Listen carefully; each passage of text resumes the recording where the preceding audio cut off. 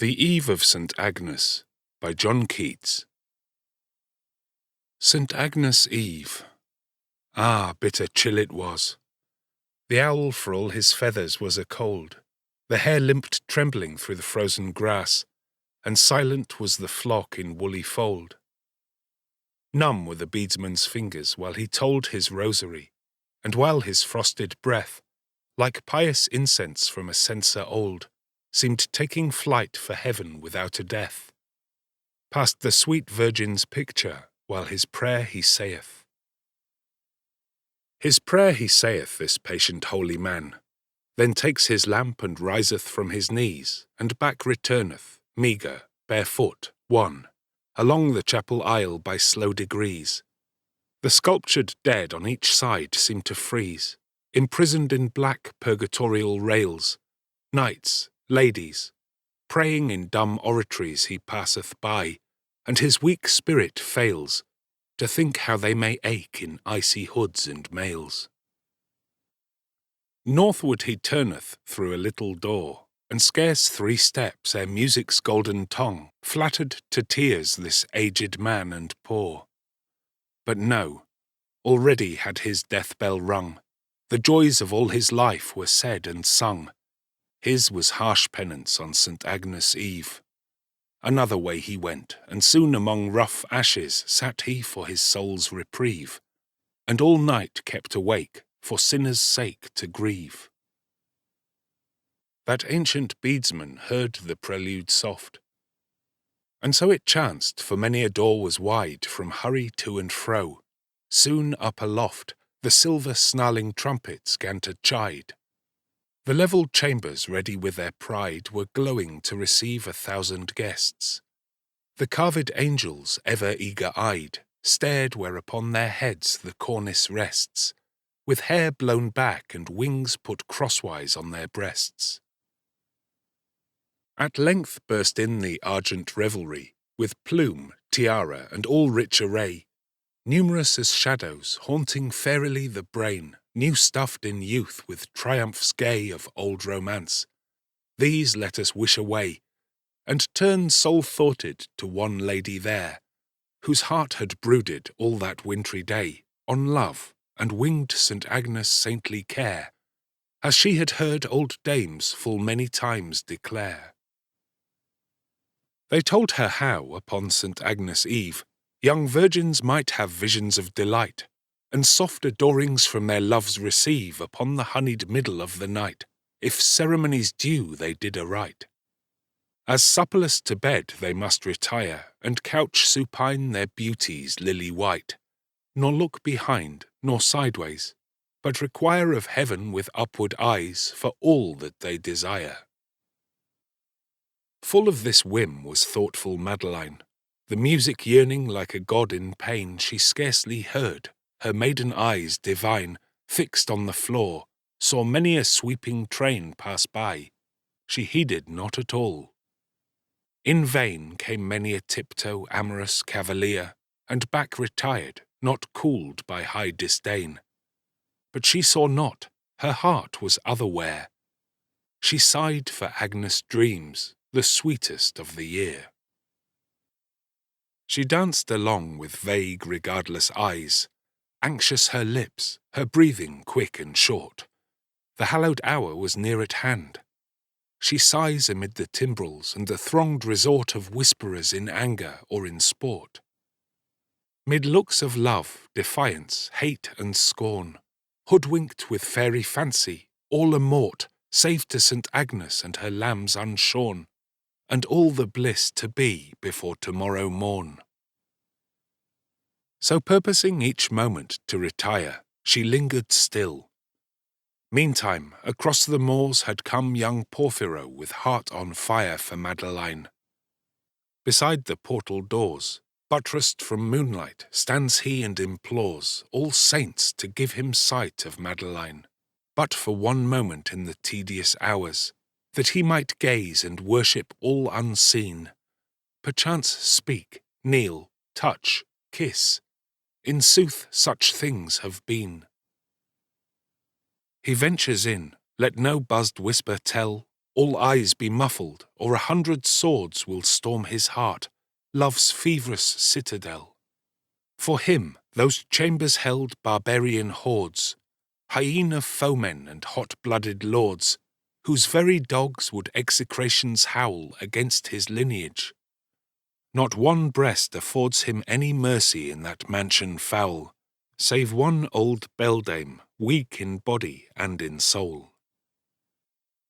Ah, happy chance, the aged creature came, shuffling along with ivory-headed wand, to where he stood, hid from the torch's flame, behind a broad half-pillar, far beyond the sound of merriment and chorus bland.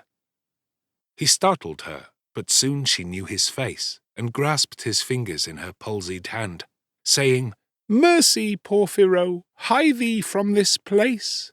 They are all here tonight, the whole bloodthirsty race." Get hence, there's dwarfish Hildebrand. He had a fever late, and in the fit he cursed thee and thine, both house and land. Then there's that old Lord Morris, not a whit more tame for his grey hairs. Alas me, flit like a ghost away. Ah, gossip dear, we're safe enough. Here in this armchair sit, and tell me how. Good saints, not here, not here. Follow me, child, or else these stones will be thy bier. He followed through a lowly arched way, brushing the cobwebs with his lofty plume, and as she muttered, well a day, he found him in a little moonlight room, pale, latticed, chill and silent as a tomb. "Now tell me, where is Madeline?" said he. "Oh, tell me, Angela, by the holy loom, which none but secret sisterhood may see, when they Saint Agnes wool are weaving piously." "Saint Agnes, ah, it is Saint Agnes Eve, yet men will murder upon holy days. Thou must hold water in a witch's sieve, and be liege lord of all the elves and fays, to venture so. It fills me with amaze to see thee, Porphyro. Saint Agnes Eve, God's help, my lady fair the conjurer plays this very night. Good angels her deceive, but let me laugh a while, I've mickle time to grieve." Feebly she laugheth in the languid moon, while Porphyro upon her face doth look, like puzzled urchin on an aged crone, who keepeth closed a wondrous riddle book. As spectacled she sits in chimney nook, but soon his eyes grew brilliant when she told his lady's purpose, and he scarce could brook tears at the thought of those enchantments cold, and Madeline asleep in lap of legends old. Sudden a thought came like a full-blown rose, flushing his brow, and in his pained heart made purple riot. Then doth he propose a stratagem that makes the beldame start. "A cruel man and impious thou art. Sweet lady, let her pray and sleep and dream, alone with her good angels, far apart from wicked men like thee. Go, I deem. Thou canst not surely be the same that thou didst seem." "I will not harm her, by all saints I swear," quoth Porphyro. "Oh, may I ne'er find grace, when my weak voice shall whisper its last prayer, if one of her soft ringlets I displace, or look with ruffian passion in her face. Good Angela, believe me by these tears, or I will, even in a moment's space, awake with horrid shout my foemen's ears, and beard them, though they be more fanged than wolves and bears." "Ah, why wilt thou affright a feeble soul, a poor, weak, palsy-stricken churchyard thing, whose passing bell may ere the midnight toll, whose prayers for thee each morn and evening were never missed?" Thus plaining doth she bring a gentler speech from burning Porphyro, so woeful and of such deep sorrowing, that Angela gives promise she will do whatever he shall wish, betide her weal or woe. which was to lead him in close secrecy, even to Madeline's chamber, and there hide him in a closet, of such privacy that he might see her beauty unespied, and win perhaps that night a peerless bride, while legioned fairies paced the coverlet, and pale enchantment held her sleepy-eyed. Never on such a night have lovers met, since Merlin paid his demon all the monstrous debt. "It shall be as thou wishest," said the dame. "All cates and dainties shall be stored there, quickly on this feast night. By the tambour frame her own lute thou wilt see. No time to spare, for I am slow and feeble, and scarce dare on such a catering trust my dizzy head. Wait here, my child, with patience. Kneel in prayer the while. Ah, thou must needs the lady wed, or may I never leave my grave among the dead." So saying, she hobbled off with busy fear. The lovers' endless minutes slowly passed. The dame returned and whispered in his ear to follow her, with aged eyes aghast from fright of dim espial. Safe at last, through many a dusky gallery they gain the maiden's chamber, silken, hushed, and chaste, where Porphyro took covert, pleased amain. His poor guide hurried back with agues in her brain. Her faltering hand upon the balustrade, old Angela was feeling for the stair, when Madeline, Saint Agnes' charmed maid, rose like a missioned spirit unaware. With silver tapers light and pious care, she turned and down the aged gossip led to a safe level matting. "Now prepare, young Porphyro, for gazing on that bed. She comes again, like ring-dove frayed and fled." Out went the taper as she hurried in. Its little smoke in pallid moonshine died. She closed the door, she panted, all akin to spirits of the air and visions wide. No uttered syllable or woe betide. But to her heart was voluble, paining with eloquence her balmy side, as though a tongueless nightingale should swell her throat in vain, and die heart-stifled in her dell.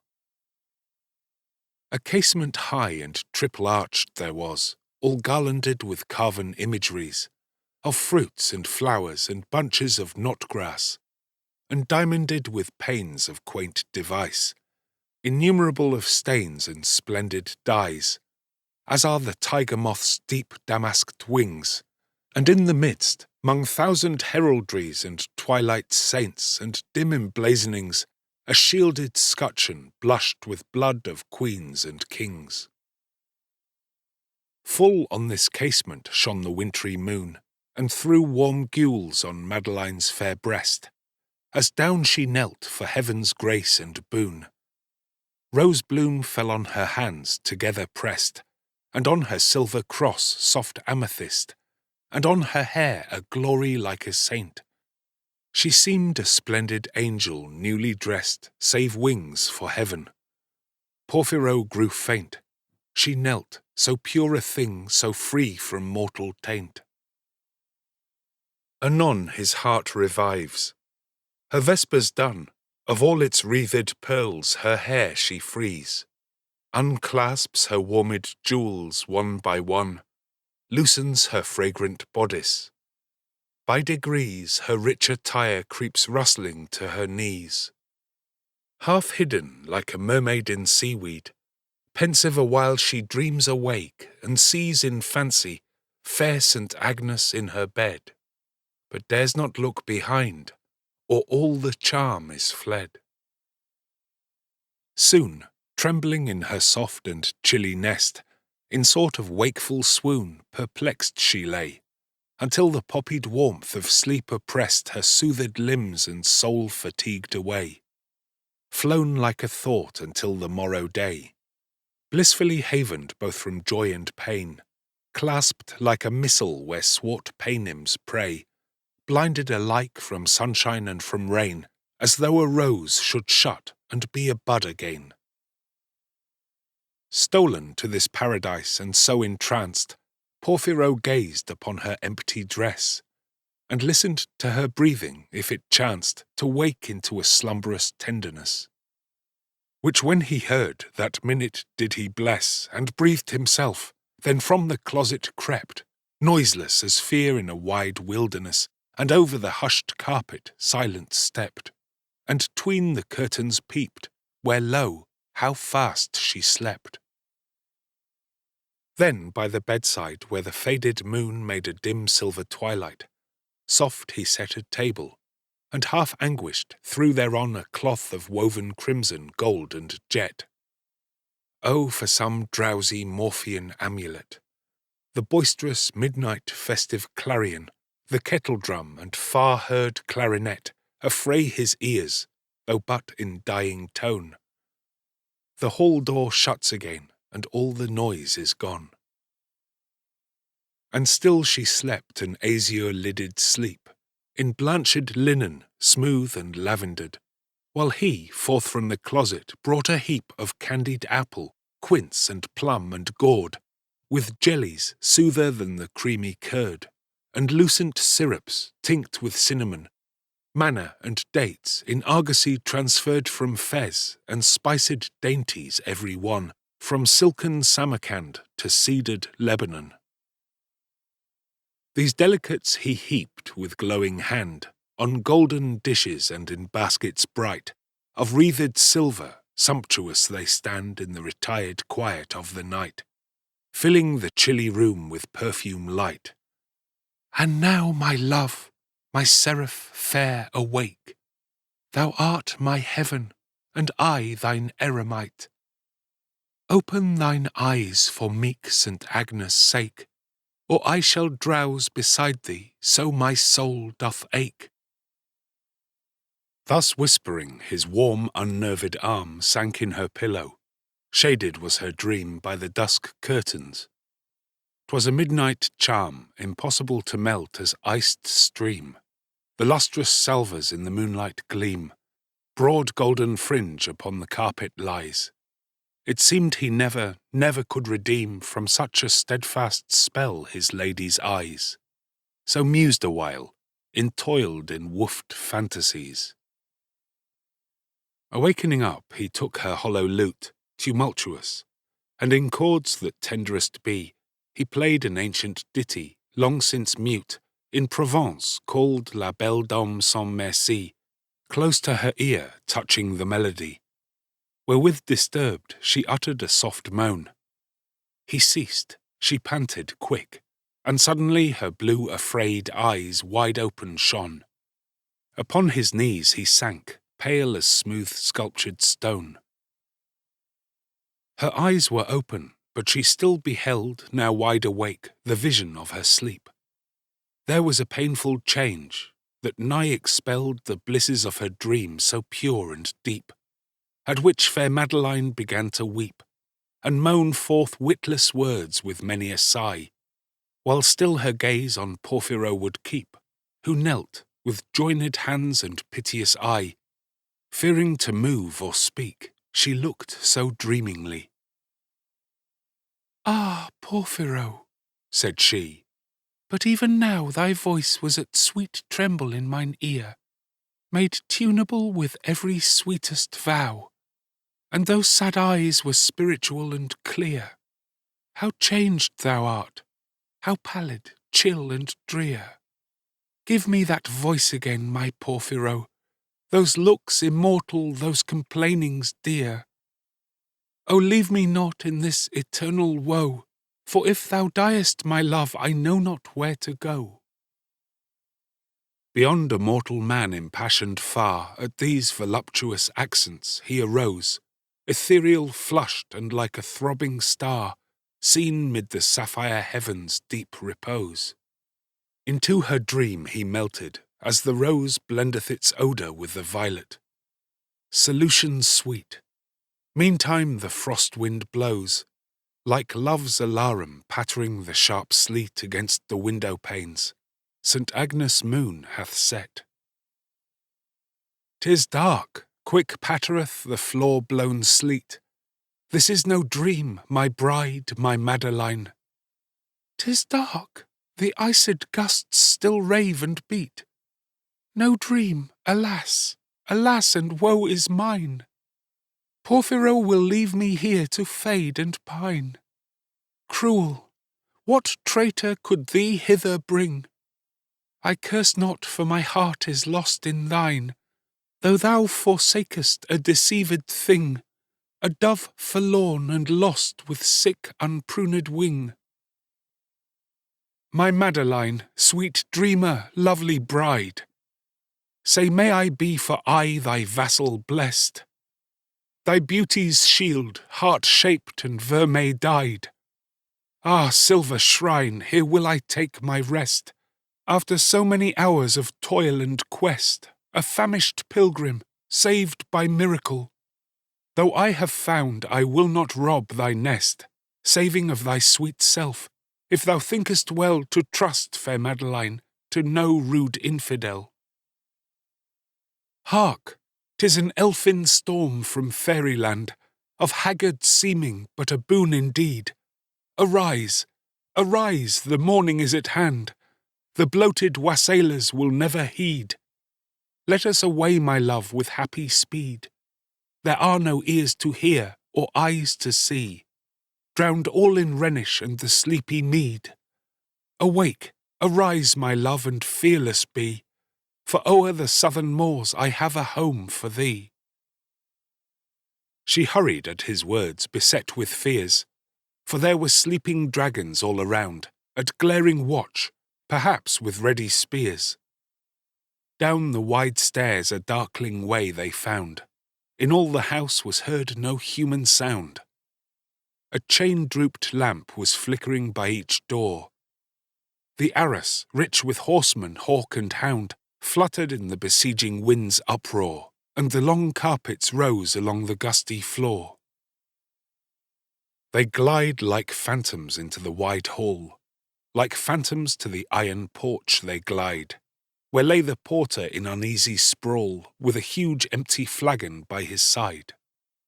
The wakeful bloodhound rose and shook his hide, but his sagacious eye an inmate owns. By one and one the bolts full easy slide, the chains lie silent on the foot-worn stones, the key turns, and the door upon its hinges groans. And they are gone, aye, ages long ago these lovers fled away into the storm. That night the Baron dreamt of many a woe, and all his warrior guests, with shade and form of witch and demon and large coffin-worm, were long benightmared. Angela the old died palsy-twitched, with meagre face deform. The beadsman, after 1,000 aves told, for aye unsought-for slept among his ashes cold.